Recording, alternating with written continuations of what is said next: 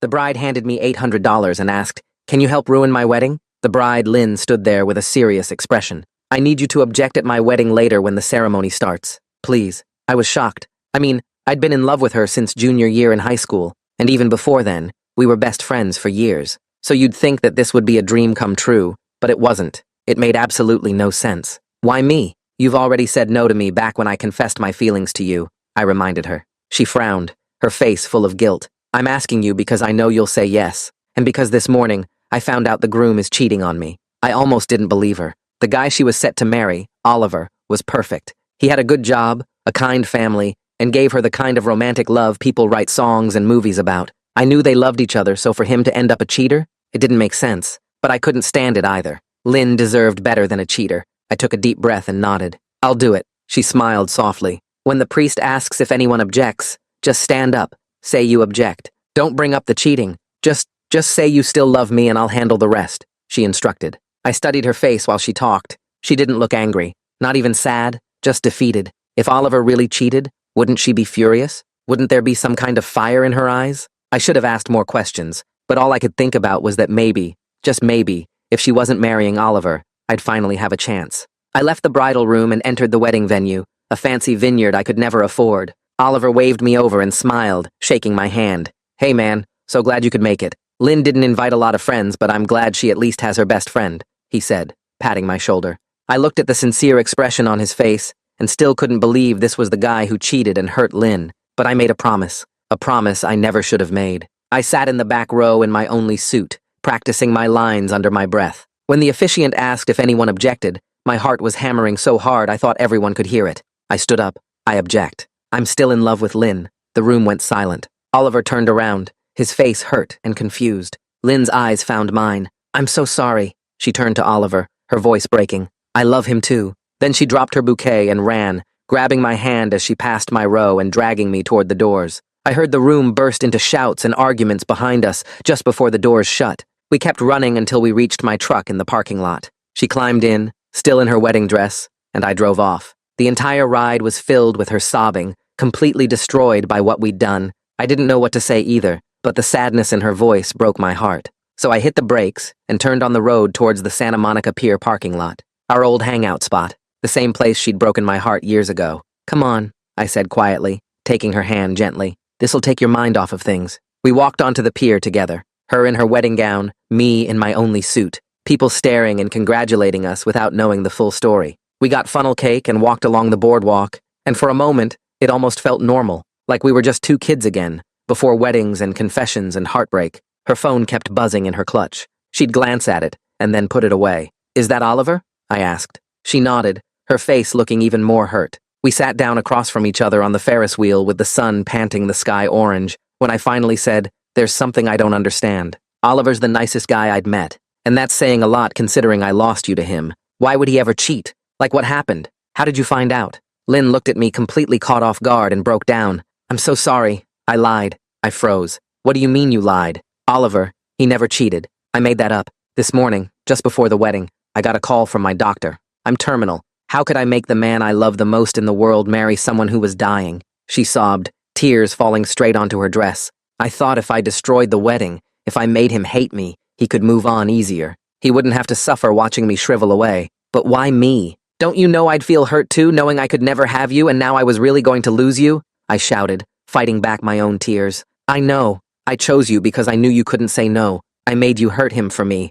and I'm so sorry. You deserved better than being used like this." She sat there crying harder than she did earlier. Then I did something stupid. I reached across and took her hand. Then I lifted it to my lips and kissed it gently. "Whatever time you have left, I'm staying." But when the Ferris wheel reached the bottom, I spotted him. Oliver, still in his tux. He looked at Lynn, then at me, then at our hands still intertwined. "Lynn," he said, his voice breaking, "please, just tell me what's really going on." Lynn's fingers tightened around the Ferris wheel safety bar, and she stared at Oliver for what felt like forever, before letting go of my hand. The operator cleared his throat and gestured for us to exit, clearly uncomfortable with whatever drama he'd walked into. Lynn stood up slowly, her wedding dress making soft rustling sounds as she stepped out of the cart onto the wooden pier. Oliver stayed frozen in place, his tuxedo jacket wrinkled and his bow tie hanging loose around his neck. I followed behind Lynn, feeling like I shouldn't be there, but also unable to just walk away and leave her alone with this. Wedding guests from the vineyard had started appearing at the pier entrance,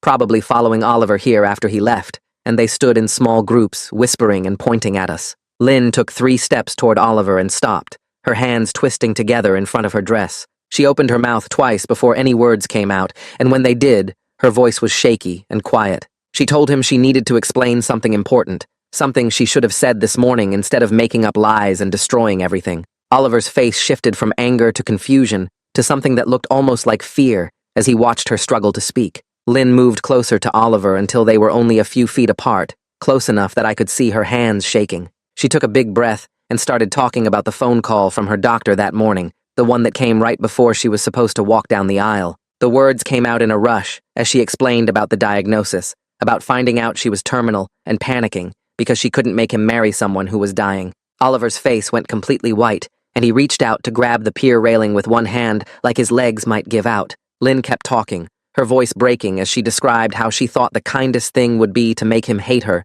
so he could move on easier instead of watching her get sicker. She said she knew it was wrong, but she was scared and didn't know what else to do. I stood there feeling like an intruder watching this private moment unfold, but I also knew I couldn't leave without explaining my own part in this mess. Oliver's eyes stayed locked on Lynn's face, and his jaw worked like he was trying to process information that didn't make any sense. I stepped forward, and my voice came out rougher than I meant it to when I admitted that I agreed to object because Lynn told me Oliver cheated. The words felt heavy coming out of my mouth as I explained that some selfish part of me thought it might give me a chance with her if she wasn't marrying him. Oliver turned to look at me, and his expression was this weird mix of pity and disgust that made my stomach hurt, but I deserved both reactions, and probably worse. Lynn started crying harder than before and apologized to both of us, saying she used me and lied to Oliver, and we both deserved better than what she did. Her mascara was running down her face in black streaks, and her carefully styled hair was falling out of its pins.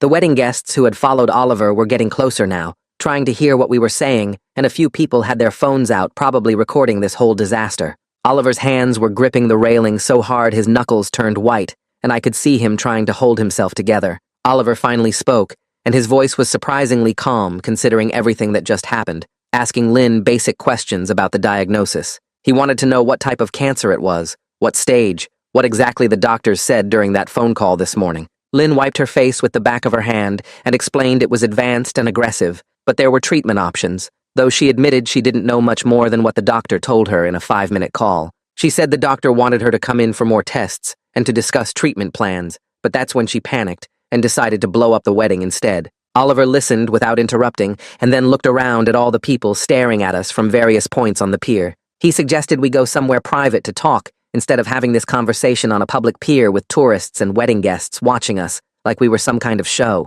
His voice stayed level, but I could hear the strain underneath it like he was working really hard to stay in control. We walked back to the parking lot in silence, Lynn between Oliver and me, but not touching either of us. The sun had set completely now, and the pier lights were coming on, casting weird shadows across the wooden planks. When we got to my truck, Oliver said he'd follow us back to the vineyard in his car, and Lynn just nodded without arguing. I helped her climb into the passenger seat, her wedding dress bunching up around her legs and taking up most of the space. Oliver walked to his car parked a few spots away, and I watched him sit there for a minute with his hands on the steering wheel before starting the engine. The drive back felt longer than the drive here, even though it was the same distance, and Lynn stared out the window the whole time without saying anything. I kept glancing over at her face lit up by passing streetlights, seeing how small and defeated she looked in all that white fabric. The parking lot at the vineyard still had a few cars scattered around when we pulled in, guests who were probably lingering to figure out what happened or loading gifts into their trunks. They all stopped what they were doing to stare as my beat-up truck rolled past, followed by Oliver's much nicer sedan, and I saw people pulling out their phones again. We headed straight to the venue office where Jasmine was sitting at her desk, surrounded by paperwork and looking stressed. Oliver walked in first and quietly told her the wedding wouldn't be continuing, his voice flat and tired. Jasmine's professional expression that she'd probably been wearing all day cracked, and her face showed real sympathy when Oliver mentioned there was a medical emergency without giving any details. She pulled out a thick folder labeled Cancellation Protocol and started flipping through pages, explaining that she'd do her best to recover whatever deposits she could from the vendors. She picked up her phone and started making calls right there while we stood around awkwardly, talking to the caterer and the florist and the DJ about the situation. Lynn sat down in a corner chair and seemed to shrink into herself, looking small and defeated in her elaborate gown that was supposed to represent the happiest day of her life. The practical business of taking apart a wedding felt weird and surreal, while we were all still processing the emotional bomb that just exploded.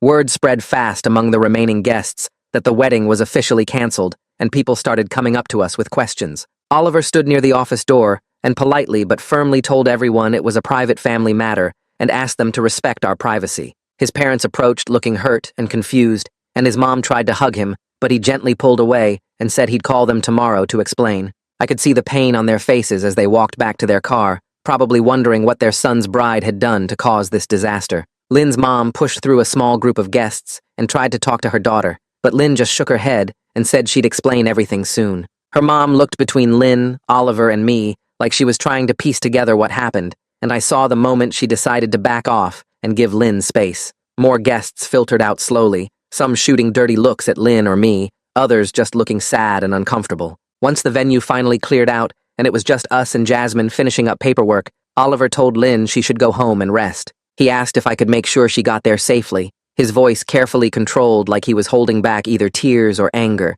maybe both. Lynn nodded and didn't argue, which showed how completely exhausted she was from the emotional weight of this day. Oliver said he needed some time alone to process everything that just happened, and I understood, even though part of me wanted to say something to make it better. Jasmine handed Lynn a folder with copies of all the cancellation paperwork and gave her a sympathetic look before we left. Oliver walked out to his car without looking back at us, and I watched him drive away before helping Lynn back into my truck. The drive to Lynn's apartment was quiet, except for her occasional sniffles as she stared out the window at the dark streets passing by. I kept thinking about how this morning I was lying in bed fantasizing about maybe having a chance with her, imagining some scenario where she'd realize she loved me instead of Oliver. Now I was just a guy driving his heartbroken friend home after she blew up her life and hurt everyone who cared about her, including me. The reality of the situation felt nothing like my stupid fantasies, and I felt gross for ever thinking that way. When we got to her apartment building, I had to help her out of the truck because the dress made it hard for her to move,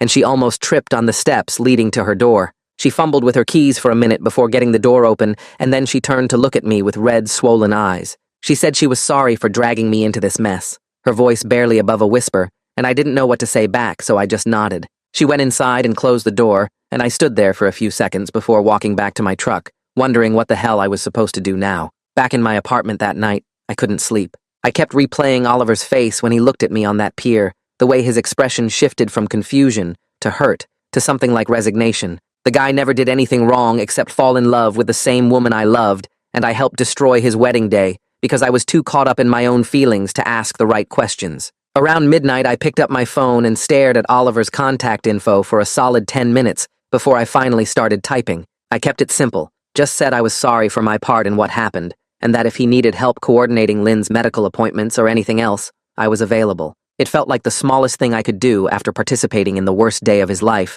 but I hit send anyway, and then lay there staring at the ceiling wondering if he'd even respond, or if he'd just block my number. My phone buzzed around 2 in the morning, and I grabbed it thinking maybe Oliver had texted back, but it was Lynn calling. Her voice sounded raw and scared when I answered, like she'd been crying for hours. She told me she couldn't sleep and kept thinking about what the doctor had said that morning. All these medical terms she didn't fully understand, like staging and metastasis and treatment protocols. I pulled up my laptop, and we looked up information together while she was still on the phone, searching for explanations of the terms her doctor had used and trying to make sense of what it all meant. We found the contact number for her oncologist's office, and I wrote it down along with the hours they were open, so she could call first thing in the morning to schedule a real consultation instead of just that 5-minute phone call that had sent her into a panic. Making an actual plan seemed to calm her down a little, giving her something concrete to focus on besides the disaster of the wedding and the fear of dying. She thanked me before hanging up, and I could hear in her voice that she was exhausted,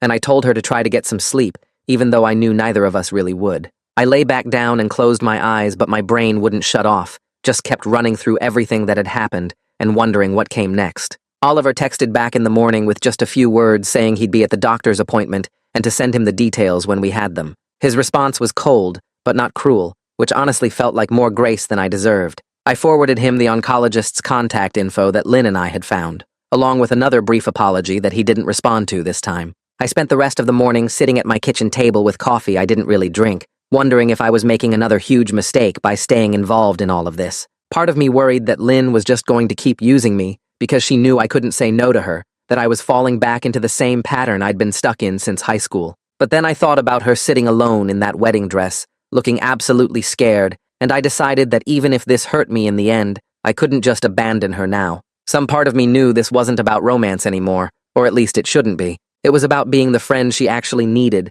instead of the guy who kept hoping she'd change her mind about me. 3 days later, we all met at the oncology clinic, this sterile building with 2 bright lights and motivational posters on the walls that felt weirdly out of place. Dr. Reka Sloan was younger than I expected, maybe in her 40s, with kind eyes and a straightforward way of talking that somehow made the terrifying information easier to process. She sat down with us in her office and pulled up Lynn's preliminary test results on her computer screen, explaining what the imaging had shown and what additional testing needed to happen before they could finalize a treatment plan. She walked us through the staging process, how they needed to determine exactly how far the cancer had spread and what organs were affected, and she laid out different treatment options that might be available depending on those results. Lynn gripped the arms of her chair so hard her knuckles turned white, and when Dr. Sloan paused, Lynn asked the question we were all thinking. How much time are we talking about here? Dr. Sloan looked at her directly and said that with treatment, they were looking at years, not months, and I saw Lynn's whole body sag with relief at that answer.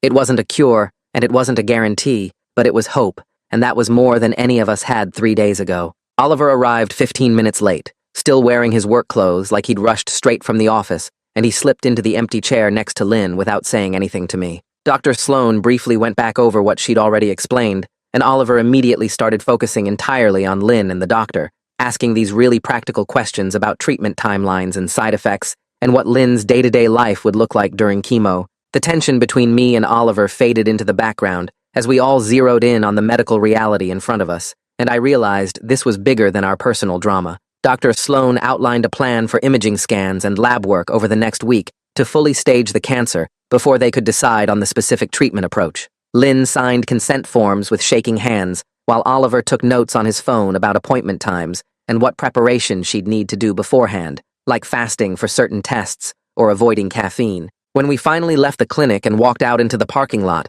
there was this strange sense of relief washing over all of us, even though the news itself was scary. At least now we had concrete next steps, instead of just sitting in uncertainty and fear. That afternoon, I got a forwarded email from Lynn, originally from Jasmine at the wedding venue. Jasmine had sent an update on vendor cancellations, explaining that some deposits were completely gone, but she'd managed to negotiate partial returns from a few vendors who were understanding about the medical emergency. The financial hit was still several $1,000s, though, which felt like salt in the wound on top of everything else. Lynn had forwarded it to both Oliver and me without adding any comment of her own, and I could tell from the timestamp that she'd gotten the email right after we left the clinic. The timing sucked, dealing with the practical mess of the canceled wedding while also trying to process a cancer diagnosis. Later that evening, Oliver's friend Leandro apparently called him and convinced him they needed to put out some kind of public statement to stop all the rumors that were spreading through their social circles. Oliver drafted something short about a private medical situation,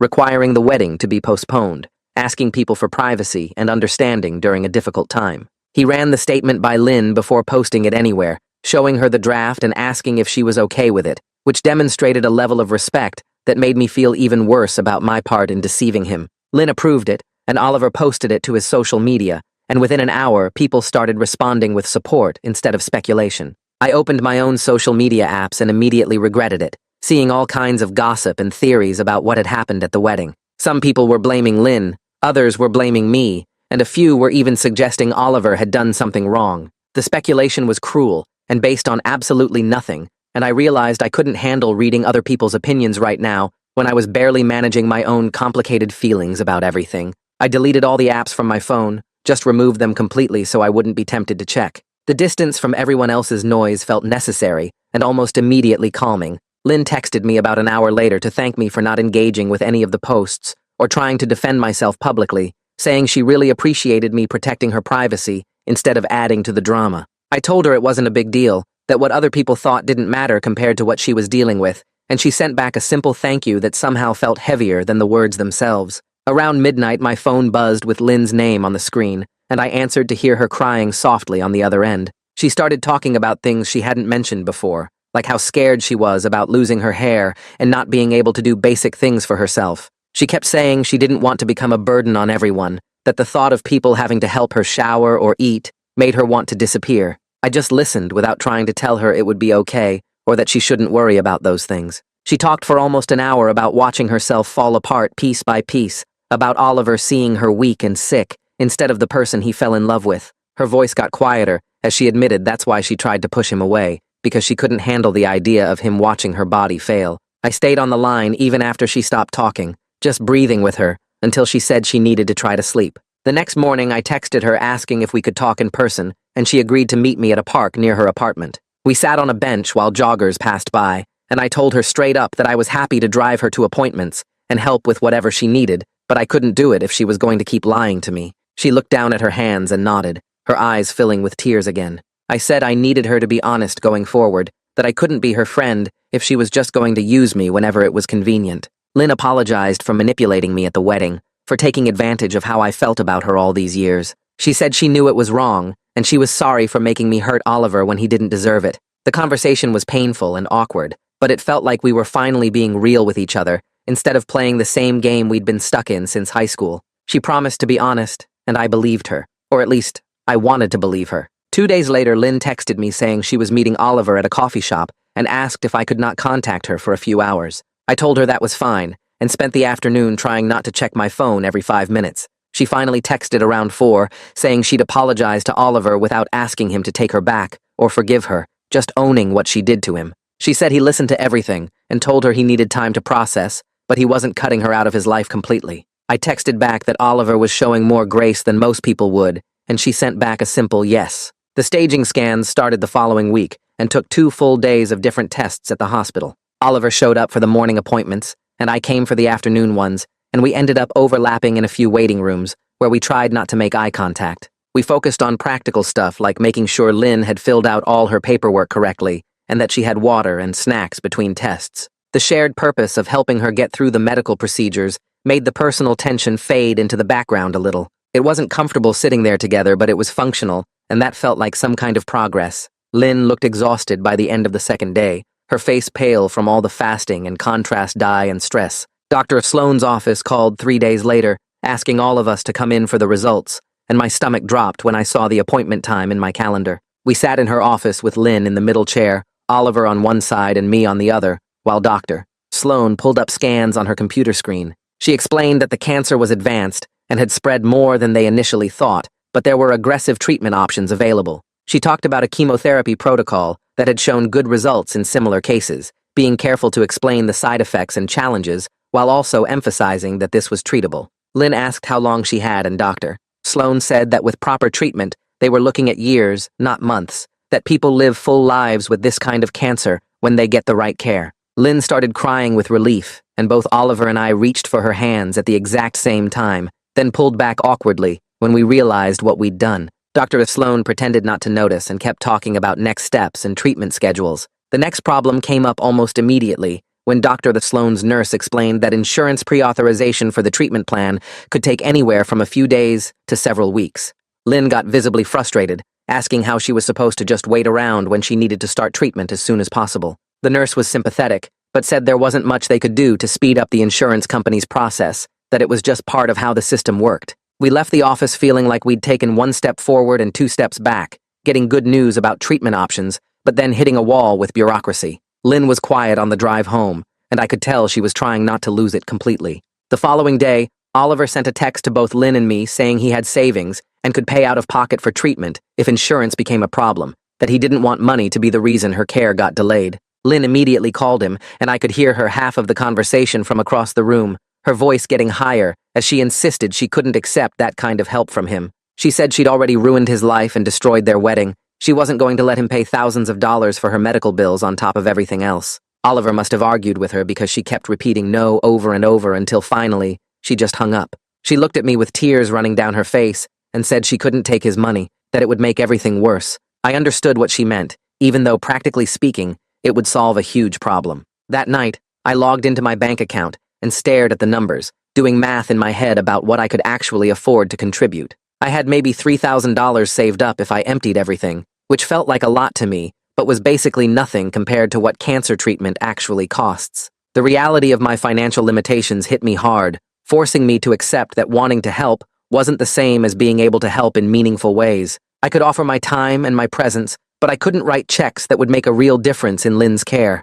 Oliver could do that, and I couldn't, and that fact stung more than I wanted to admit. The next morning, Leandro apparently showed up at Oliver's apartment and dragged him out for a run, and Oliver told me about it later in a brief text. Leandro had asked him straight up what he actually wanted going forward, not what he thought he should want, but what he really felt. Oliver admitted he was furious at Lynn for lying and at me for going along with it, but he also said he couldn't just walk away from someone he loved who was facing this kind of diagnosis. Leandro told him that was completely normal, that he didn't have to have everything figured out right away. He just needed to set boundaries that protected himself while still showing up for Lynn. Oliver said the conversation helped him realize he could be angry and supportive at the same time, that those feelings didn't cancel each other out. A few days later, Jasmine from the wedding venue called Lynn directly, and Lynn put her on speaker so I could hear. Jasmine explained that she'd contacted all the vendors again and told them about the medical emergency, and several of them had agreed to return partial deposits they'd previously said were non-refundable.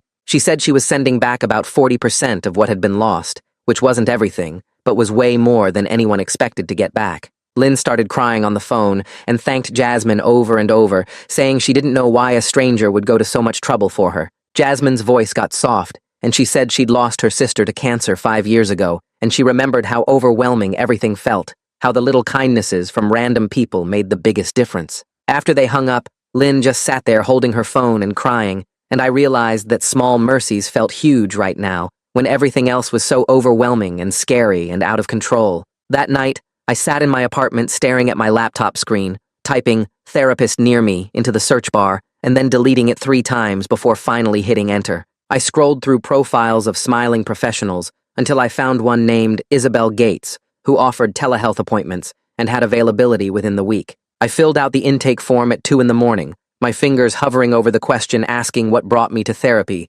before typing out something vague about relationship stress and needing help processing difficult emotions. When I hit submit, I felt both relieved and anxious, like I'd just admitted something I'd been avoiding for years. The confirmation email arrived instantly, with a link for my first video session scheduled for Thursday afternoon, and I saved it to my calendar before I could change my mind. I knew I couldn't keep showing up for Lynn in any real way if I didn't deal with why I'd spent so many years chasing someone who didn't want me back, using my feelings for her as an excuse to avoid building an actual life. Thursday came faster than I expected, and I logged into the video session from my couch, adjusting the laptop camera so Isabel could see me clearly. She appeared on screen with a calm, professional expression, asking me to tell her what brought me in today. I started explaining about the wedding and Lynn's diagnosis, but Isabel gently redirected me, asking not what happened to Lynn, but what was happening with me. That question caught me off guard, because I'd gotten so used to making everything about Lynn's crisis that I forgot I had my own stuff to work through.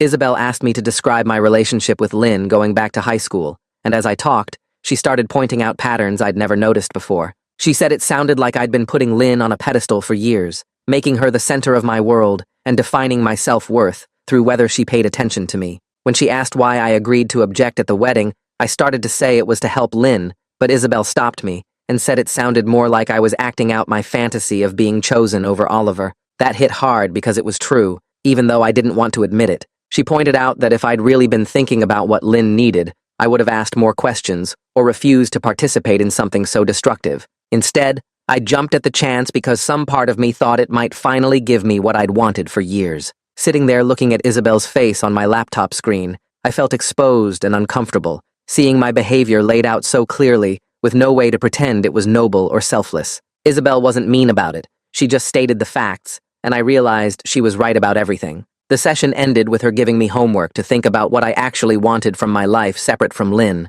What would make me happy if Lynn wasn't in the picture at all? I logged off feeling raw and a little angry, but also like something important had shifted. Meanwhile, Lynn sat at her kitchen table with a notebook and pen, starting and stopping a letter to Oliver about 15 times before finally committing to the words. She wrote for hours, filling page after page with explanations about the morning of the wedding, the phone call from her doctor, the panic that made her think destroying everything was the kindest option. She didn't make excuses, but tried to help him understand the fear that took over her thinking. how she convinced herself that making him hate her would be easier than making him watch her die. She wrote about loving him more than she'd ever loved anyone, about how that love made her want to protect him, even if her method was completely wrong. She explained her thought process with the fake cheating story, how she knew it would be believable enough to work, how she manipulated me because she knew I'd go along with it. Lynn wrote about regretting the pain she caused him, acknowledging that he deserved honesty instead of elaborate lies designed to push him away. She ended the letter by saying she couldn't promise anything about the future, couldn't tell him what to do or how to feel, but she wanted him to know the complete truth about everything, including how much she genuinely loved him. When she finished writing, her hand was cramping, and there were tear stains on several pages, but she carefully folded the letter into an envelope and addressed it to Oliver. She didn't mail it right away, instead leaving it on her counter where she could see it and second-guess herself for another day before finally dropping it in a mailbox. Oliver got the letter 3 days later and read it twice before calling Leandro, asking him to come over because he needed help with something. When Leandro arrived, Oliver showed him the letter and said he wanted to put out a better public statement about what happened, something more detailed than the vague post about postponement. Leandro read Lynn's letter carefully and then pulled out his laptop, saying they should draft something together that gave people enough information to stop speculating without oversharing private medical details. They worked on the wording for over an hour, Oliver typing out paragraphs that Leandro kept editing down, removing the parts where Oliver sounded too apologetic or took blame for things that weren't his fault. Leandro reminded him repeatedly that he didn't do anything wrong, that Lynn's diagnosis was terrible, but it didn't excuse what she did, and Oliver needed to stop acting like he should apologize for being hurt. The final version acknowledged that the wedding was canceled due to a serious health diagnosis, asked for ongoing privacy and respect, and thanked people for their support without going into specifics about Lynn's condition or the circumstances of the cancellation. Oliver read it over one more time, his finger hovering over the post button, before finally publishing it and immediately turning off comments to avoid the flood of responses. Leandro nodded his approval and told Oliver he did good, that setting boundaries with other people's opinions was healthy and necessary. The post went live on a Friday afternoon, and by evening, Oliver's phone was buzzing with private messages from friends, reaching out with genuine support instead of nosy questions. Several people sent gift cards for meal delivery services or grocery stores, practical help that didn't require emotional labor from Oliver or Lynn. A few friends offered to help with errands or transportation to appointments, specific concrete assistance rather than vague offers to do anything. Lynn saw the post when Oliver forwarded it to her, and she cried reading the supportive messages from people in their community who weren't asking for gossip, but actually trying to help. The small acts of kindness from near strangers touched her more than she expected, these little moments of light breaking through what felt like endless darkness. She texted both Oliver and me screenshots of particularly kind messages, and I could tell she was surprised that people cared enough to send gift cards or offer rides. It reminded all of us that not everyone was spreading rumors or treating this like entertainment, that some people genuinely wanted to help, even if they didn't know all the details. The imaging scan with contrast dye happened on a Tuesday morning, and I drove Lynn to the medical center where they'd inject her with chemicals that would light up her insides for the machine to photograph. The technician explained the procedure while inserting an IV line into Lynn's arm, warning her that some people feel weird sensations when the dye goes in.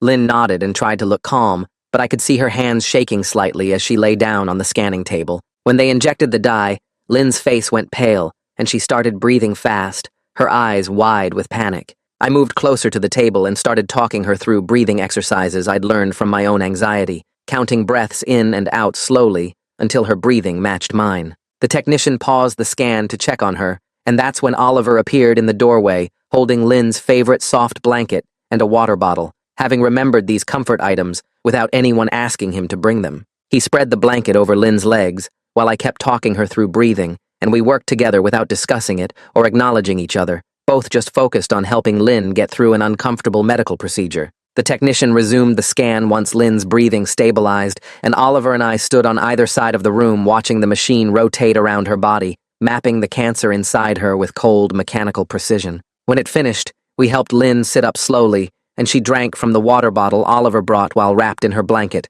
looking small and tired and grateful. Dr. Sloan called us back to her office the following week, with the completed imaging results and a treatment plan laid out in a folder on her desk. She explained that based on the scans and lab work, she was recommending an aggressive chemotherapy protocol using 3 different drugs in combination, administered every 3 weeks for at least 6 cycles. She walked us through the evidence supporting this approach, showing us survival statistics and research studies, giving us concrete data instead of vague reassurances. Dr. Sloan explained potential side effects in detail, not sugarcoating how difficult the treatment would be, but also emphasizing that this protocol had shown good results for Lynn's specific type of cancer. She mentioned that depending on how Lynn responded to the initial treatment, they might refer her to a clinical trial later if she qualified, expanding her options beyond standard care. The plan felt structured and evidence-based, something we could follow step by step, instead of drowning in uncertainty about what to do next. Lynn signed consent forms and asked practical questions about timing,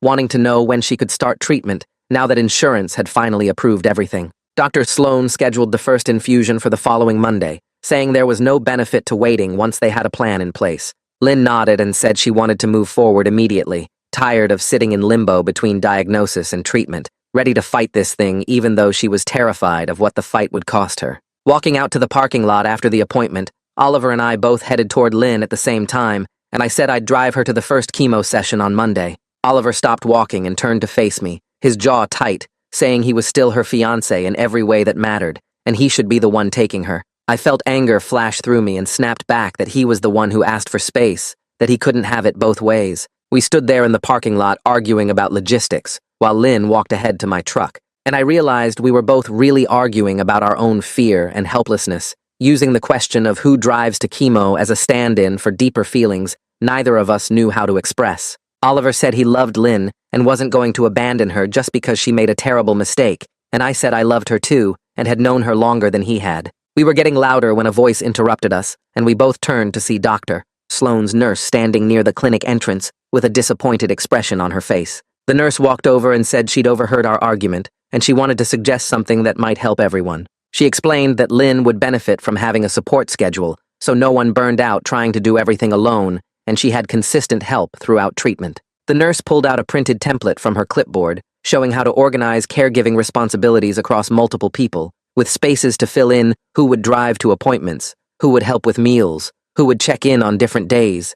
She handed it to Oliver and said gently that this works better when people cooperate instead of compete, that Lynn needed both of us to think about what actually helped her instead of our own egos. Her practical intervention cut through our emotional posturing immediately, making us both feel like children who'd been caught fighting over a toy. Oliver took the template and looked at it, then looked at me, and something shifted in his expression from anger to resignation. We agreed to sit down with Lynn and work out a schedule together, dividing responsibilities in a way that made sense instead of fighting over every single task. Monday morning arrived, and I drove Lynn to the chemotherapy clinic for her first infusion, having won that particular scheduling discussion through the support template we'd all filled out together. The clinic was bright and clean with big windows, nothing like the dark, scary place I'd imagined, but that somehow made it worse because it looked so normal for something so terrible. A nurse led Lynn to a reclining chair and started accessing her port, explaining each step of the process, while I sat in the chair next to her feeling useless. They hung bags of fluid and medicine on an IV pole,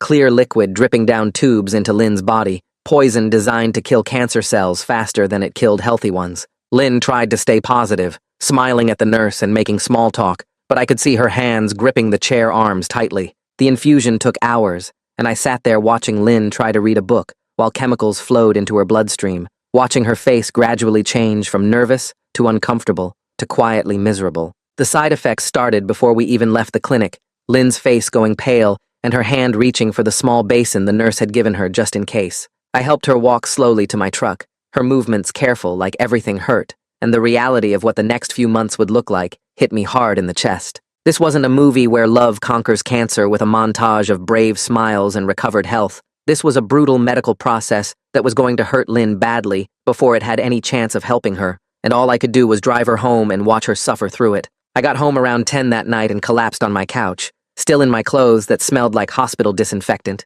and Lynn's fear. My phone buzzed with a text from Oliver saying he was heading to Lynn's place tomorrow afternoon with some things from their apartment, asking if I could give them space. I typed back that I would, and felt relieved that he was stepping up, even though part of me wanted to be the one there for her. The next day dragged at work, while I kept checking my phone for updates that didn't come, and I had to force myself not to text Lynn asking how she was doing. Around 3 in the afternoon, Oliver sent a photo to our group chat showing him and Lynn sitting on her couch, surrounded by photo albums and loose pictures scattered everywhere. The caption just said spending the afternoon together, and I stared at that photo longer than I should have, seeing Lynn's tired smile and Oliver's hand resting near hers on the cushion between them. I knew they were looking through memories of their relationship, grieving for the future they might lose, and I felt like an outsider watching something private through a window. Later that evening, Lynn sent a long text to both of us, explaining that she needed alone time during the worst days after chemo, the days when she felt too sick to function and didn't want anyone seeing her that way.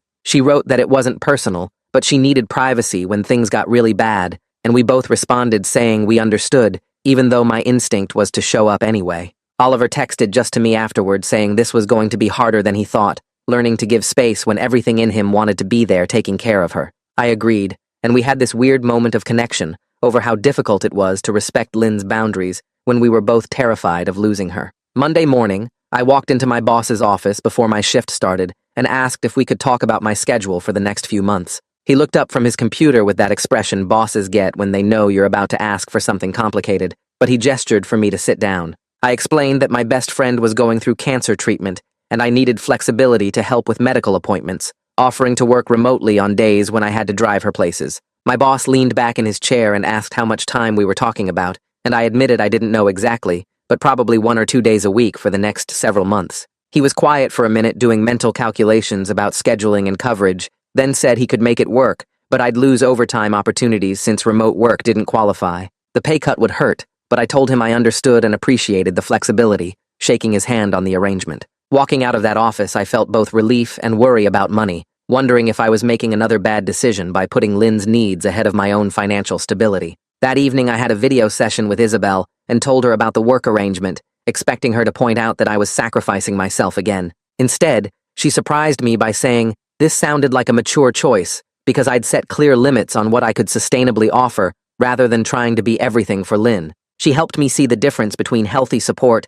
and unhealthy sacrifice, explaining that I was being a good friend without destroying myself in the process. The distinction felt important, even though it was hard to hold on to when my feelings for Lynn kept trying to turn everything into some grand romantic gesture. Oliver sent a message to our group chat a few days later saying that Leandro had been pushing him to see a therapist, and he'd finally made an appointment. He wrote that he needed to deal with his grief and anger about the canceled wedding and Lynn's diagnosis in a healthy way instead of just bottling everything up. Lynn responded with a heart emoji, and I sent back a message saying that was really smart, genuinely meaning it. A week after that, Oliver texted again, admitting he'd been working through his feelings about everything that happened, and he seemed calmer in his messages afterward. The therapy was helping him process the betrayal and the fear and the complicated love he still felt for Lynn, making him more stable and better able to actually support her. I could see the difference in how he showed up for Lynn's appointments, less frantic and more grounded, and it made me realize that taking care of his own mental health benefited all of us. Part of me felt ashamed that I'd been in therapy longer, but still struggled more with boundaries and self-sacrifice. But Isabel kept reminding me that everyone's process looks different. 3 weeks into the chemo schedule, Lynn had a good day where she wasn't feeling sick or exhausted, and she texted asking if we could all walk the Santa Monica Pier together. She said she wanted to revisit the place where everything came out into the open, to make new memories there that weren't just about crisis and lies. Oliver and I both agreed immediately, and we met at the pier parking lot on a cool Saturday afternoon, with Lynn wearing a soft beanie over her thinning hair. We walked slowly with Lynn between us, her pace limited by fatigue and the lingering effects of treatment. She talked about how the pier used to represent just happy childhood memories for her, back when we'd come here as kids to ride the Ferris wheel and eat junk food. Now it was the place where her whole life fell apart and came back together in a different shape, where she'd told the truth about her diagnosis and destroyed her wedding in the same afternoon. Lynn said she wanted to reclaim it as shared ground instead of a battleground, to prove to herself that places could hold multiple meanings and still feel safe. We bought funnel cake from the same vendor as that terrible day and sat on a bench watching tourists take selfies, and something about the ordinariness of it felt healing. Oliver reached over and squeezed Lynn's hand briefly, and she smiled at him with genuine warmth that made my chest ache, even though I was happy for them. We walked back to the parking lot as the sun started setting, and Lynn hugged us both, thanking us for being there and for not giving up on her, even when she'd tried to push everyone away. At Lynn's next appointment with Dr. Sloan, the doctor brought up something new that made everyone sit up straighter in their chairs. She explained that based on Lynn's specific cancer markers and genetic profile, she might qualify for a clinical trial at a research hospital about 2 hours away. The trial was testing a new treatment combination that showed better results than standard chemo in early studies, offering potentially improved outcomes. Dr. Sloan was careful to explain the logistics, that Lynn would need to travel to the research hospital regularly for treatment and monitoring, which added complications around transportation and scheduling. The trial also had strict protocols and requirements that were more demanding than regular treatment. Lynn listened to all of this, and then said without hesitation that she wanted to apply, that she'd figure out the practical details later, but she was choosing hope over convenience. Oliver and I exchanged glances and both nodded, agreeing that if there was a better treatment option available, then the logistics were just problems to solve. Dr. Sloan smiled and said she'd start the referral process, warning us that acceptance wasn't guaranteed since clinical trials have specific eligibility criteria. 2 days later, Lynn got an email from Jasmine, the wedding coordinator who'd helped them navigate the cancellation. Jasmine wrote that she'd been thinking about Lynn and learned through her vendor network about a charity that provides travel grants for cancer patients in clinical trials. She included the link to the charity's application and a note saying she hoped this might help make the trial feasible if Lynn got accepted. Lynn forwarded the email to Oliver and me with just a string of crying emojis, overwhelmed by this continued kindness from someone who barely knew her. I read through the charity's website and saw that they covered gas costs, lodging, and meal expenses for patients traveling to specialized treatment centers. The grant could actually make the difference between Lynn being able to participate in the trial or having to turn it down due to practical barriers. Oliver texted saying he'd help Lynn fill out the application, and I offered to write a support letter if they needed one. Jasmine's thoughtfulness went so far beyond what a wedding coordinator would normally do, and it reminded me that sometimes strangers show up in your life at exactly the right moment. Lynn spent the next week gathering medical records and letters of support from Dr. Sloan for her clinical trial application. She filled out endless forms asking about her diagnosis, treatment history, and current health status. Oliver helped her organize everything into a clear packet that addressed all the trial's requirements, and I proofread her personal statement about why she wanted to participate. We submitted the application on a Friday afternoon, and then entered this anxious waiting period where none of us could focus on anything else. Lynn checked her email constantly, jumping every time her phone made a sound. Oliver and I tried to distract her with movies and board games, but the waiting was eating at all of us. Then on Tuesday morning, Lynn called both of us at the same time, her voice breaking with tears as she told us the acceptance email had just come through. She was crying so hard she could barely get the words out, relief and hope flooding through after weeks of fear and bad news. The trial schedule would be demanding with treatments twice a week for the first month and then weekly after that, plus regular monitoring appointments. Everyone agreed it was worth it for the potential benefits, and we immediately started planning the logistics of regular 2-hour drives to the research hospital. Lynn applied for the travel grant the same day, and within a week that came through too, covering most of the transportation and lodging costs. Lynn decided it was finally time to tell her mother everything, and she asked if I would come with her for moral support during that conversation. I felt honored that she wanted me there for something so difficult, even though part of me worried I'd just be in the way. We drove to her mom's house on a Sunday afternoon, and Lynn's hands shook the whole drive there, practicing what she was going to say. Her mom opened the door with a smile that faded when she saw Lynn's serious expression and my presence, immediately knowing something was wrong. Lynn sat her mother down in the living room and explained everything from the diagnosis phone call on her wedding morning to the treatment she'd been receiving to the clinical trial she was starting. Her mom's face went through shock, devastation, and then anger as she realized Lynn had kept this secret for weeks. She stood up and started pacing, asking why Lynn didn't tell her immediately, how she could go through this alone, why she felt like she had to destroy her wedding instead of just being honest. Lynn tried to explain her panic and her misguided attempt to protect Oliver, but her mom wasn't ready to hear explanations yet. Then her mom just broke down crying and pulled Lynn into a tight hug, holding her daughter and sobbing into her shoulder. I sat quietly in the corner armchair, feeling like an intruder in this raw family moment, but Lynn had asked me to be there, so I stayed. Her mom finally pulled back and looked at me, asking if I'd been helping take care of Lynn,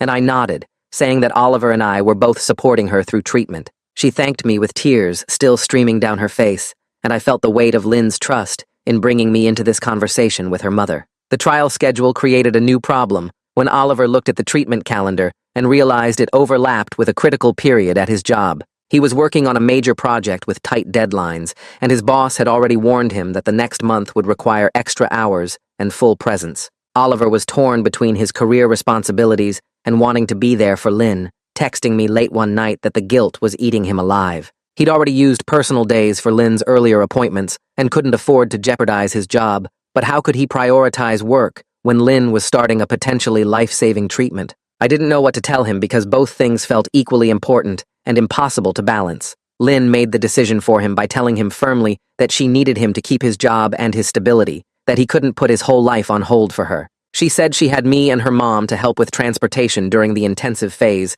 and Oliver could visit on weekends and be there for the monitoring appointments that fell outside work hours. Oliver argued that he should be there for the first treatment at least, but Lynn stood her ground, saying that his financial security mattered too, and she wasn't going to let him sacrifice his career. The conversation happened over text in our group chat, and I could feel Oliver's frustration and guilt through the screen, but Lynn was right that we needed to think practically about sustainability. This was going to be months of treatment, and we all needed to maintain our lives and incomes to actually be helpful long-term. 2 days later, Oliver texted, asking if I wanted to grab coffee before Lynn's next appointment, and I agreed, even though my stomach twisted with nerves about facing him one-on-one. We met at a place halfway between our apartments, sitting across from each other in a booth by the window, while rain streaked down the glass outside. Oliver stirred his coffee for a long time, before looking up and admitting he'd been acting like we were in some kind of contest for who could help Lynn more. I nodded and said I'd been doing the same thing, using caregiving tasks as a way to prove something instead of just being useful. He told me that stepping back from daily care didn't mean he loved her less. It meant he was trying to keep his job and his sanity, so he could actually be there for the long haul. I admitted I'd been avoiding my own feelings by staying busy with Lynn's needs, letting myself believe that if I was helpful enough, it might change how she saw me. Oliver leaned back and said we'd both been kind of idiots about this, competing when we should have been working together. I agreed, and we sat there in silence for a minute, before he suggested we try actually communicating, instead of just texting logistics in the group chat. We talked through a basic plan where he'd handle certain appointments, and I'd cover others, where we'd check in with each other about how Lynn was doing instead of assuming, where we'd both back off when she asked for space. Something shifted between us during that conversation. Not friendship exactly, but something like respect, an acknowledgement that we both cared about the same person, and that didn't have to make us enemies. My therapy session with Isabel the following week dug into what a healthy caregiver-friend role actually looked like, versus what I'd been doing. She asked me to describe what I was getting out of helping Lynn, and I stumbled through an answer about wanting to be there for her and feeling useful. Isabel waited, and then asked what I was really hoping would happen if I did everything right. I sat with that question for a while before admitting, I guess I was hoping Lynn would see how much I cared, and maybe feel differently about me. Isabel pointed out that was me trying to be her romantic partner through the back door, using caregiving as a way to stay in the relationship I wanted instead of accepting the one we actually had. She helped me work through what genuine friendship without expectations would look like, finding satisfaction in being helpful because it was the right thing to do, not because it might earn me something. We talked about my pattern of putting Lynn on a pedestal since high school, defining my worth through whether she chose me, avoiding other relationships because I was waiting for her. Isabel said untangling years of wishful thinking was hard work, but I was starting to do it, starting to see a version of myself that existed independently of unrequited love. I left that session feeling raw, but also a little lighter, like maybe I could actually be the friend Lynn needed, instead of the guy who kept hoping for more. Before starting the clinical trial, Lynn decided she wanted to cut her hair short rather than waiting for chemo to take it. She texted both Oliver and me asking if we'd come with her to the salon, saying she wanted people there who cared about her when she did this. We met at a place near her apartment on a Saturday morning, and Lynn was already in the chair when we arrived, talking to the stylist about how short to go. The stylist was kind and experienced, explaining she did this for cancer patients regularly, and Lynn could go as short as she wanted. Lynn chose a pixie cut, something she'd never had the courage to try before, and we sat on either side of her chair while the stylist worked. Oliver held her left hand, and I held her right, and we took turns squeezing when big chunks of her long brown hair fell to the floor. Lynn watched in the mirror with tears streaming down her face, but she didn't look away, didn't ask the stylist to stop. When it was finished, she looked completely different, her face more visible, her features sharper, and she touched the short hair carefully like she was meeting a stranger. She told her reflection she was taking control back from cancer's timeline, choosing when and how things changed with her body instead of letting the disease decide everything. Oliver said she looked beautiful, and I agreed,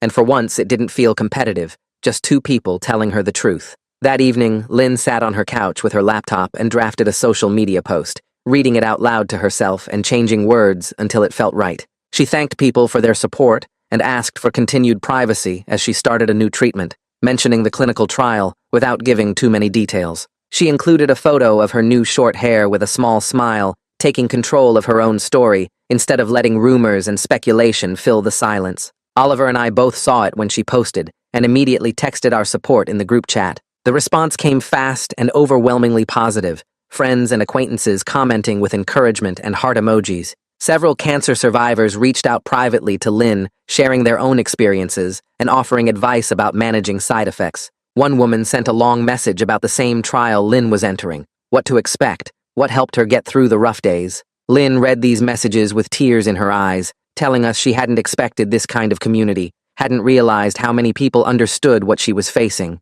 The post helped her feel less alone, and also put boundaries around what information she was willing to share, letting her control the narrative instead of being talked about. 2 weeks later, Lynn moved temporarily to a small furnished apartment near the research hospital for the intensive phase of the trial. Oliver and I helped her pack and drive her stuff over, carrying boxes up 3 flights of stairs because the building didn't have an elevator. The apartment was basic but clean, 1 bedroom with a tiny kitchen and a view of the parking lot. Lynn set up a group text with Oliver, me, and her mom for regular updates, establishing clear communication so everyone felt connected even with the physical distance. She promised to text at least once a day with how she was feeling and what was happening with treatment, and we all agreed not to bombard her with constant check-ins. I told her I'd visit on weekends when I could, bringing books and snacks and just keeping her company through the boring parts of treatment. Oliver said he'd come when work allowed and send care packages during the week with things she needed. Her mom planned to visit every other week, giving Lynn space but staying involved.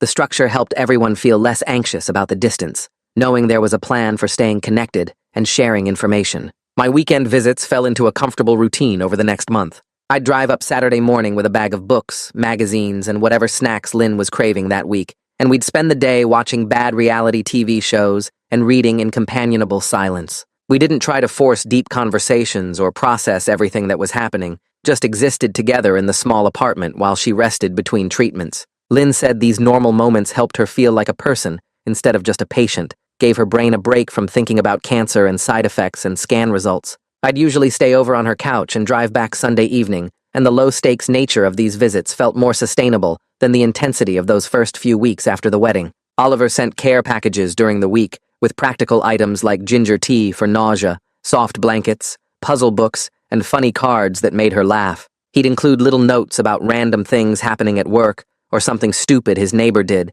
giving her windows into normal life outside the hospital bubble. Oliver and I started texting more frequently beyond just the group chat, coordinating Lynn's needs and sharing updates about how she seemed to be doing. The conversations gradually shifted from pure logistics to more personal stuff, tentative but honest. He admitted one night that he'd been jealous of my history with Lynn, all those years of friendship and shared memories he wasn't part of. I texted back that I'd been jealous of what he had with her, the romantic relationship and future plans I never got. Being honest about the jealousy somehow made it lose its power, like acknowledging it out loud meant we didn't have to keep performing around it. We started relating to each other as real people instead of rivals, discovering we actually had some things in common beyond Lynn. He recommended a podcast I ended up liking. I sent him a funny meme about his favorite sports team, small interactions that built something like friendship between us. It felt strange, but also good, this shift from competition to cooperation, and I think we both realized we were going to be in each other's lives for a while, so we might as well make it work. At the end of Lynn's first trial cycle, we all met at the research hospital for her follow-up appointment with Dr. Sloan. Lynn was nervous, picking at her nails in the waiting room, while Oliver and I tried to distract her with conversation. Dr. Sloan came out and brought us all back to her office, spreading scan images across her desk and pointing to specific areas. She explained the results were mixed. Some tumor markers had decreased while others stayed stable, but overall there was measurable improvement in Lynn's symptoms and blood work. It wasn't a miracle cure, Dr. Sloan was careful to emphasize that, but it was genuine progress that meant the brutal treatment was actually working. Lynn started crying with relief, covering her face with her hands while her shoulders shook. Oliver moved his chair closer and put his arm around her, and I sat there feeling my own eyes get wet, watching her process this small victory. Dr. Sloan smiled and said this was exactly the kind of response they hoped to see after the first cycle, and they'd continue monitoring closely as treatment progressed. We left the hospital in a strange mood, not quite celebrating but not devastated either, learning to appreciate small wins without expecting perfection or guaranteed outcomes. The financial picture started looking better as different pieces came together. The charity travel grant Jasmine connected Lynn with covered most of her gas and parking costs for hospital trips. The vendor deposits Jasmine had recovered gave Lynn a cushion in her savings account instead of drowning in wedding debt. Lynn had been careful with her budget, cutting unnecessary expenses and accepting help when offered. Oliver quietly paid for some of her medications and co-pays without making a big deal about it, just handling it and moving on. Lynn accepted the help with more grace than before, learning that letting people support her wasn't the same as being a burden. She wasn't wealthy by any means, but she wasn't panicking about money on top of everything else, which removed one major source of anxiety. The relief of not having to choose between treatment and rent made everything else feel slightly more manageable, gave her mental space to focus on getting better instead of constantly calculating costs. I went to my boss and formally requested to make my flexible work arrangement permanent, taking a small pay cut, but gaining better work-life balance. He listened to my explanation about needing to support Lynn through her treatment and said my reliability and communication through this difficult time had actually impressed him. He approved the schedule adjustment and said he respected me for being honest about my priorities instead of trying to hide what was going on. The stability of knowing I had this arrangement locked in felt good, removed the uncertainty about whether I could keep helping Lynn without jeopardizing my job. I realized I was building a life that actually worked for me, instead of just revolving around Lynn's needs or my feelings about her. The therapy with Isabel was helping me see that having my own stable foundation made me a better friend, that taking care of myself wasn't selfish, but necessary. I left that meeting with my boss feeling like maybe I was finally growing up, learning to balance caring about someone with maintaining my own life and boundaries. 3 weeks later, Oliver texted asking if we wanted to go back to the pier. Lynn said yes immediately, which surprised me since that place held so many bad memories. But when we pulled into the parking lot on a cool October evening, Lynn climbed out wearing a beanie over her short hair and moved carefully, but with purpose. We walked onto the pier together, the three of us side by side this time instead of the chaos of that first visit. The funnel cake stand was still there, and Oliver ordered without asking what we wanted, remembering our usual toppings from years of friendship. We ate slowly, watching the sun drop toward the horizon and painting everything orange and pink. Lynn laughed at something Oliver said about his coworker, and the sound felt normal, not forced or fragile. I caught Oliver's eye over Lynn's head, and something passed between us, an understanding that we'd survived something terrible together. We'd gone from that awful moment on the Ferris wheel to this quiet evening, and the distance between those 2 points felt massive. The pier was just a pier now, not a crime scene or a battlefield, just a place where 3 people could eat fried dough and watch the sunset. Walking back toward the parking lot, Lynn stopped to look at the Ferris wheel, and neither Oliver nor I tried to rush her. She stood there for a minute, then turned and kept walking, and we followed. I felt something settle in my chest, a quiet acceptance that had been building for weeks. I loved Lynn, probably always would, but I didn't need her to love me back the same way anymore. She was my oldest friend, and I wanted her to live and be happy, and that was enough. The desperate wanting that had defined so much of my life had shifted into something calmer, something I could actually live with. Oliver caught my eye again and gave me a genuine smile, not the polite kind, but the real thing. We'd built something like trust between us through all the hospital visits and care coordination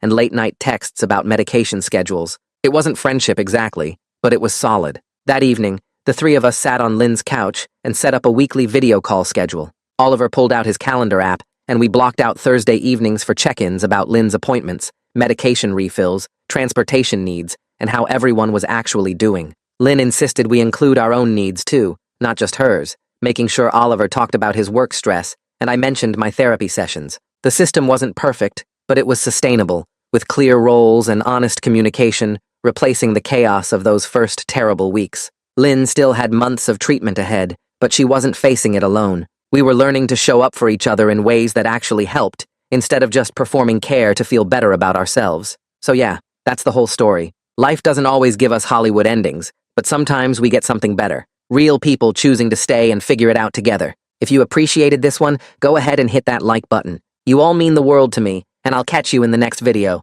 Take care of each other out there.